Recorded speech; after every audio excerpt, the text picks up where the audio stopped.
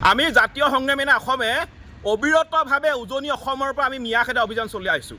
আমাৰ স্পষ্ট কথা, হাজাৰ ধুমুহা আহিলেও হাজাৰ শক্তি প্ৰয়োগ কৰিলেও এটাও মিয়া কোনো কাৰণতে উজনি অসমত থাকিব নোৱাৰিব। এইখন অসম কেৱল মাত্ৰ আমাৰ অসমীয়াৰ, ইয়াত মিয়াৰ কোনো স্থান নাই।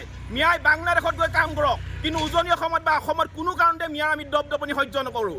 আমাৰ স্পষ্ট কথা, মিয়া যিকেইটা মিয়া এতিয়া উজনি অসমত সোমাই আছে অতি শীঘ্ৰে উজনি অসম ত্যাগ কৰক, অন্যথা আমাৰ সন্মুখত পৰিলে কিন্তু কাণত ধৰাই আঁঠু কঢ়াই থোৱা হ'ব।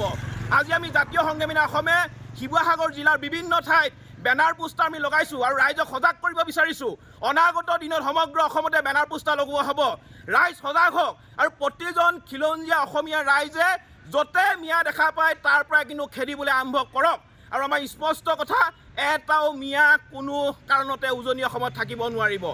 এইখন অসম হৈছে স্বৰ্গদেউ চাওলুং চুকাফাই গঢ়ি থৈ যোৱা অসম, মহাপুৰুষ শ্ৰীমন্ত শংকৰদেৱ গুৰুজনাই গঢ়ি থৈ যোৱা অসম, মহাপুৰুষ শ্ৰীমন্ত মাধৱদেৱে গঢ়ি থৈ যোৱা এইখন বৰ অসমৰ ভেটিত কোনো কাৰণতে এটাও মিয়াৰ দপদপনি আমি সহ্য নকৰোঁ। আৰু কংগ্ৰেছে মিয়াক লগত লৈ যিখন নতুনকৈ বৰ অসম গঢ়াৰ সপোন দেখিছে, কংগ্ৰেছে অসমক মিয়ালেণ্ড বনোৱাৰ যিটো সপোন দেখিছে, এই সপোন কেতিয়াও কোনো কাৰণতে আমি দিঠকত পৰিণত কৰিবলৈ নিদিওঁ।